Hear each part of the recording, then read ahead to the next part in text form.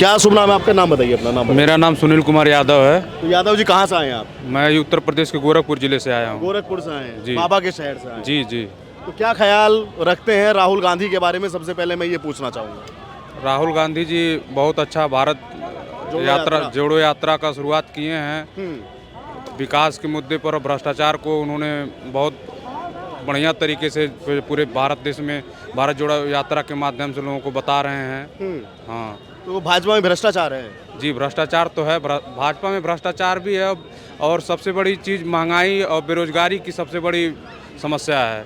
हाँ, इसको ख़त्म करने के लिए बहुत ज़रूरी है कि जो है कि शिक्षा का और उस पर जो है कांग्रेस आना जरूरी है इसके लिए। जी कांग्रेस आना जरूरी है।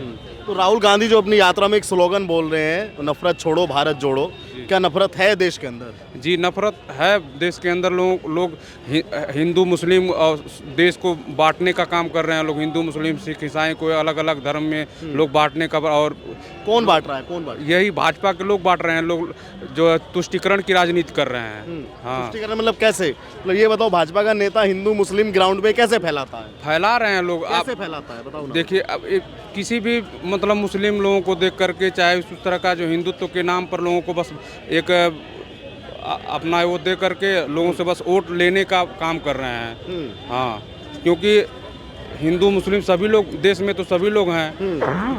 तो ज़रूरी नहीं है कि बस हिंदू लोग ही बस वो है। मुस्लिम लोग का भी वो है भारत देश के प्रति। ऐसा नहीं कि उन्होंने स्वतंत्रता में उनका भी बराबर बलिदान है। हम तो मानते हैं जी। बलिदान है तो योगदान है, बलिदान है इस देश को बनाने का। तो हिंदुत्व के नाम पर सिर्फ राजनीति करने से कोई फायदा नहीं है। एक जो है कि सबको ले करके चलने वाला काम चाहिए भारतीय जनता पार्टी करे। और सबसे ज़रूरी है कि रोजगार का जो व्यवस्था है वो किया जाए। हाँ, आपको भी लगता है कि नफरत फैली है? नहीं सर, बिल्कुल नहीं। क्या नाम है आपका? मेरा नाम इमरान खान है सर। इमरान खान। हाँ। तो खान साहब जैसे कह रहे हैं कि भाई आ जाओ आ जाओ आ जाओ, तो जैसे कह रहे हैं कि नफरत फैली है, तो आप इनसे रखते हैं इत्तेफाक? मैं सहमत नहीं हूँ सर। मैं इस बात से सहमत नहीं। ये तो वो प्रोपेगेंडा है जो दिखाया जा रहा है। एक बार कुछ पार्टियों के जरिए वो दिखाया जा रहा है। एक फिल्म बनाई गई, वो दिखा दी गई, जो निकलता है उसमें से सोचता है बस ऐसे ही होगा। हाँ, बाहुबली कुछ भी कर सकता है। तो ये प्रोपेगेंडा है जिसका कुछ लोग शिकार भी हो रहे हैं। तो हमें बहुत से दाढ़ी टोपी वाले ऐसे मिलते हैं कि आज हम दाढ़ी, जब उनके दाढ़ी रहती है कि हम दाढ़ी को लेकर सड़क पर चलते हैं तो बहुत लोग टॉर्चर करते हैं। नहीं, ऐसा भी नहीं, ऐसा तो नहीं है। ऐसा तो बिल्कुल भी नहीं है। मेरे फादर हैं, मैं आपको फ़ोटो दिखाऊं, और जब चलते हैं रोड पे थोड़ा सा और देख के जगह छोड़ देते हैं, मियाँ जी आप आ जाओ। मैं यमुना विहार विधानसभा लगती थी पहले मेरी, दिल्ली से ही हूँ जी। और अब गोंडा कहलाती है वो। हमारे विधायक रहे 21 साल कंटिन्यू जी। साहब सिंह चौहान जी। तभी हमारे फादर उनके ऑफिस में गए तो देख के खड़े हो जाते थे, खान साहब आइए बताइए। अब अजय महावर जी हैं, वो भी भाजपा से ही है। मनोज तिवारी जी हमारे एरिया से ही होते हैं। अच्छा। कुछ भी देखने में नहीं आता इस तरह की, बिल्कुल कोई पार्शलिटी नहीं है। आप उत्तर प्रदेश में जाइए, देखिए कितना है। अभी आप उत्तर प्रदेश में चले जाइए, देखिए गोरखपुर में कितना उस तरह का वो है। अगर जातिवाद पे सब कुछ, पुलिस के लोग जातिवाद पर अगर कहीं झगड़ा कुछ भी हो गया तो एक विशेष जाति के लोगों को ही लोग तवज्जो देते हैं। वो और जातिवाद का बहुत बड़ा वो है उत्तर प्रदेश में। ये तो सर पहले से ही है। मेरा बैकग्राउंड भी मुजफ्फरनगर यूपी से ही है। मेरे फादर वहीं से होते हैं। 88-89 में जब दंगा हुआ था हाशिमपुरा मलियाना, शायद आपको नहीं पता होगा उसके बारे में, बहुत बड़े लेवल पे वो फसाद हुई थी। रमज़ान का महीना था। सेंटर में कांग्रेस की सरकार थी, राजीव गांधी जी। और उत्तर प्रदेश में भी कांग्रेस की सरकार थी, वीर बहादुर सिंह उनका नाम था। वो सीएम थे। वीर बहादुर सिंह जी थे, गोरखपुर के ही थे, आप ही के शहर के रहने वाले। तो क्या तब नहीं था ये? तब नहीं था ये, और तब ये हाल था सर। मेरे फादर विटनेस है, बिकॉज वो भी उस वक्त जर्नलिस्ट थे।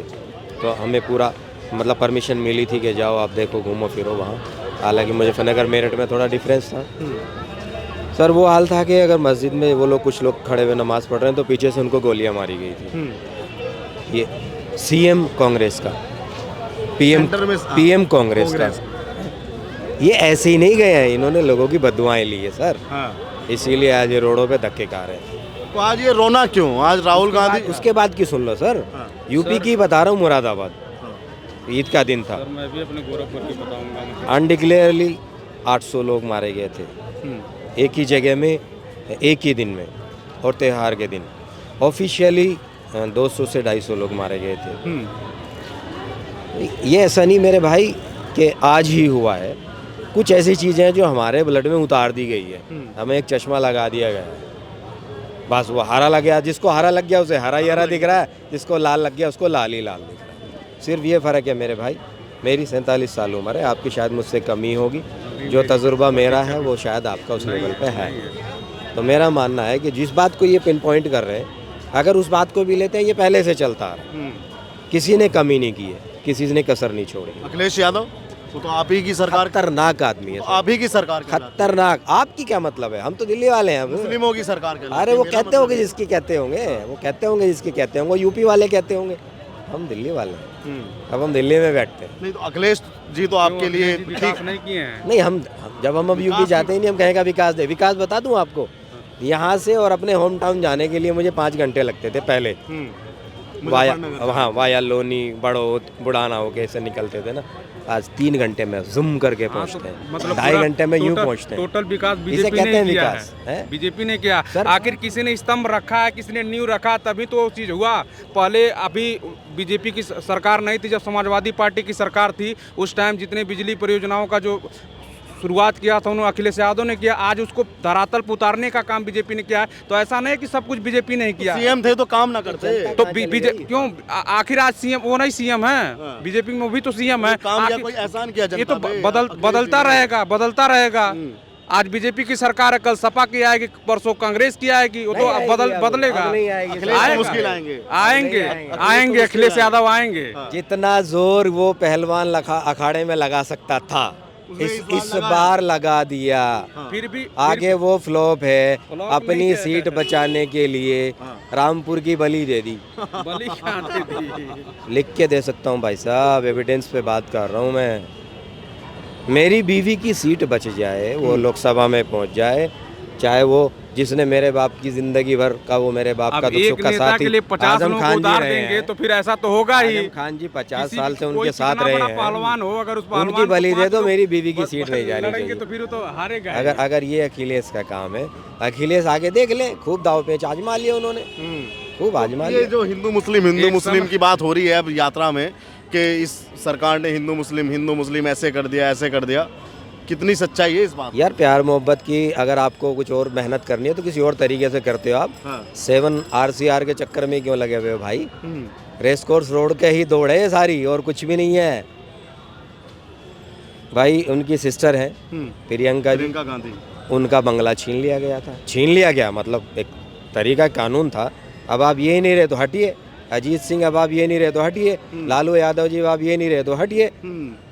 तो अब वो सारी चीजें वापस चाहिए ना भाई। वो तो सरकार जब जिसकी लेकिन मेरे भाई बंगला छोड़ने पे तकलीफ हुई, तकलीफ सबको दिक्कत हुई। होती है। बंगला तो छोड़ना ही चाहिए। छोड़ना चाहिए ना, बिल्कुल छोड़ना चाहिए। लेकिन तकलीफ हुई। सबको हुई अब वो है। चीजें वो हरा चश्मा लगा हुआ है ना सर, 7 रेस कोर्स रोड भी चाहिए और वो बंगले भी चाहिए, वो भी चाहिए। वो सिर्फ इसकी लड़ाई है और कुछ भी नहीं है।